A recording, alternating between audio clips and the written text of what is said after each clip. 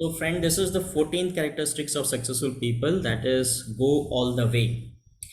So, basically, assume that you have started from home to reach to some place, maybe your office or some other place, maybe to restaurant or somewhere else, and halfway way through you return back. So then what is going to happen? You will never achieve your destination. You will never achieve the success if you are not going all the way through to achieve your destination. So this is what a successful people they will do. They will go all the way. They will continue their action. They will to achieve their destination, their goal, their success.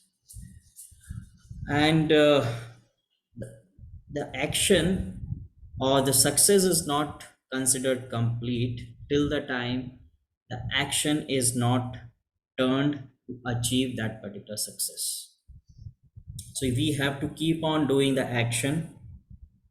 We should keep on walking on the way towards our success. We should not return back in between.